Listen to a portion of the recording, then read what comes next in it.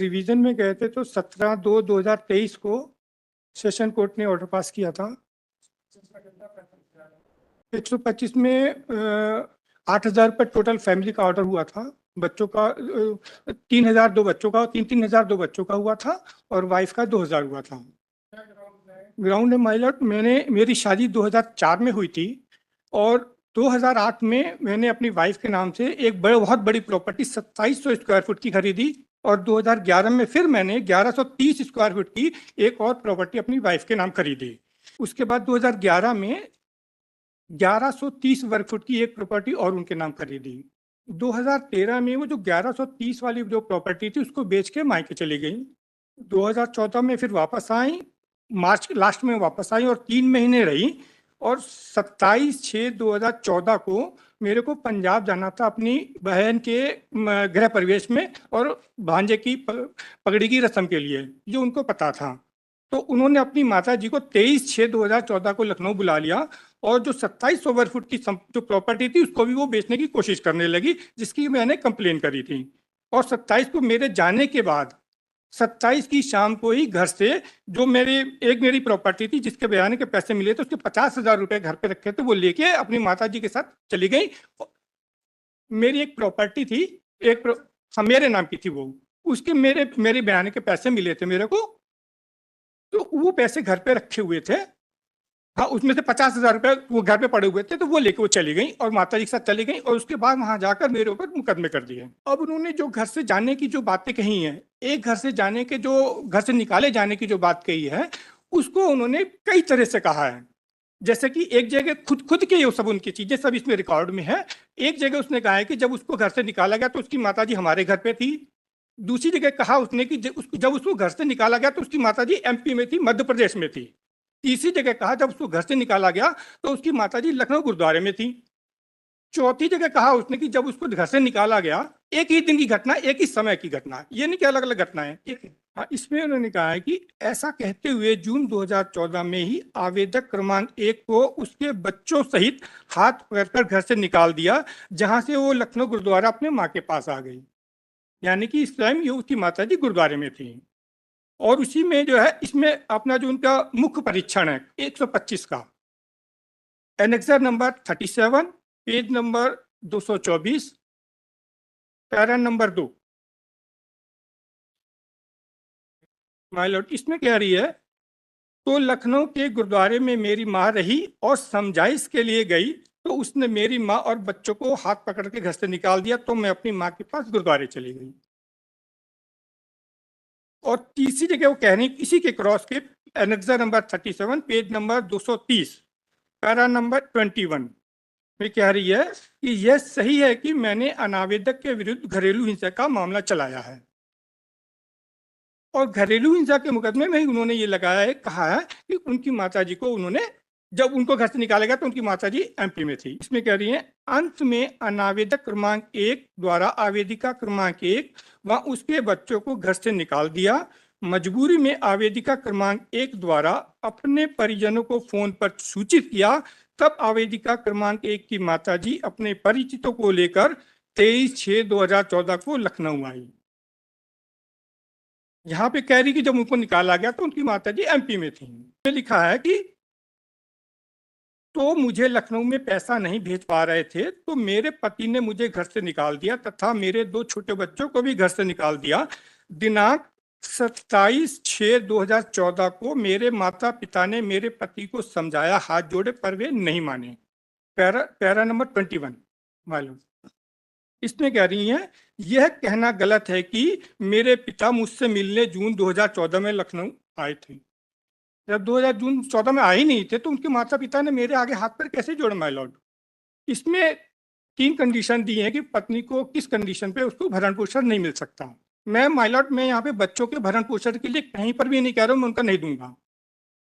इसमें कहा गया है कि अगर वो कहीं अडल्ट्री में रह रही तो उसको नहीं मिलेगा, या वो हम दोनों सहमति से अलग रह रहे हैं तो नहीं मिलेगा, या वो यदि वो पर्याप्त कारण के बिना अपने पति के साथ रहने से इनकार करती है तो उसको नहीं मिलेगा।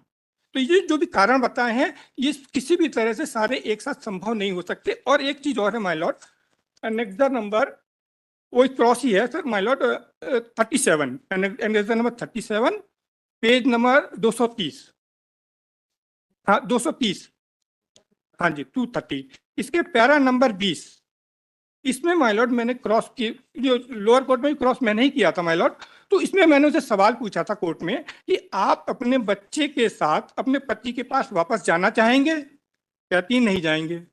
फिर मैंने दूसरा सवाल किया, यदि आपके पति आपके पास मायके में आकर आपके पास साथ रहें तो क्या आप मायके में उनके साथ रहेंगी?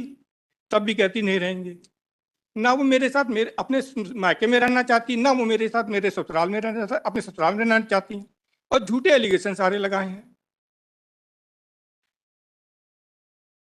और माय लॉर्ड इस तरह से बहुत सारे झूठ, इसमें एक तो ये सिंपल सा है, इसी के साथ ही उन्होंने मेरे ऊपर आरोप लगाए हैं कि शादी में उनके फादर ने मुझको 5 लाख रुपए दिए, उसके बाद मुझको 2.5 लाख रुपए दिए, उसके बाद जो मैंने 2700 स्क्वायर फुट की प्रॉपर्टी जो खरीदी है इसका भी पैसे उनको दिए, उन्होंने दिए हैं। लेकिन जो ये मैंने 2700 स्क्वायर फुट की जो प्रॉपर्टी खरीदी है मैंने बैंक से लोन लेके की, जिसके लोन के पेपर इसमें लगे हुए माय लॉर्ड। और जिस दिन रजिस्ट्री हुई थी उसमें से 2,80,000 रुपए मैंने नकद उसी से निकाल के दिन दिए थे पैसे। वो बैंक का पूरा स्टेटमेंट, लोन के स्टेटमेंट और बैंक का स्टेटमेंट सारा लगा हुआ है इसमें।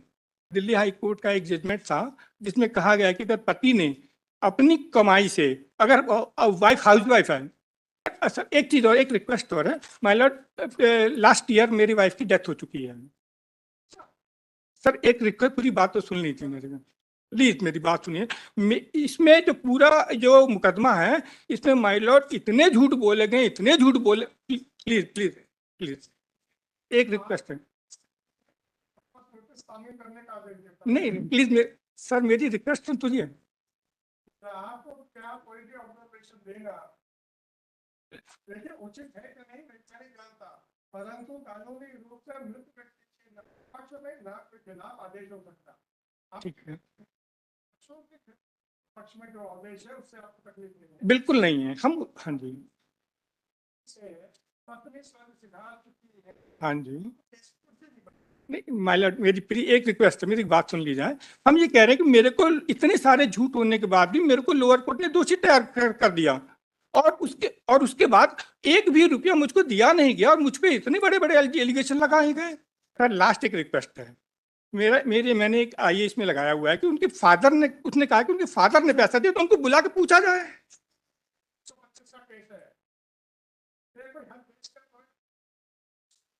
सर मेरे को मैं दोष मुक्त कैसे होऊंगा सर? सर वो नहीं आ रही है तो जो सब, नहीं नहीं एक सेकंड, अगर आप इस रिकॉर्ड को देख लीजिए और उसके हिसाब से ऑर्डर पास कर दीजिए my Lord.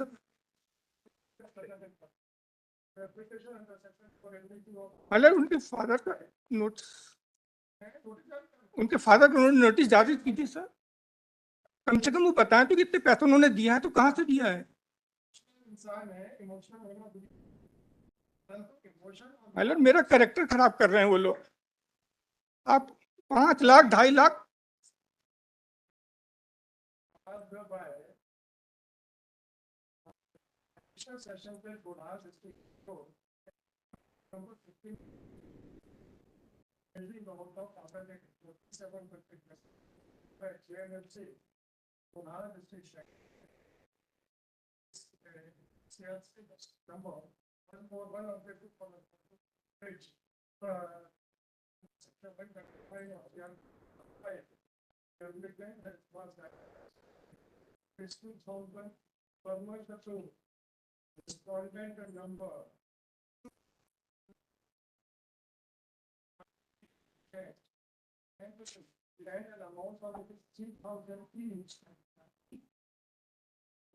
Respondents number 3 and 4, academic children of the outside it is submitted by council for submitted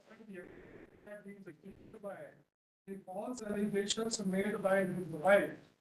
Therefore, he does not have any objection to the maintenance amount faced by the courts below with regard to his children, and therefore he would confine his application only to the maintenance amount awarded to his wife for public respondent of the court. During the course of arguments, it was submitted by the applicant that his wife had already expired and submitted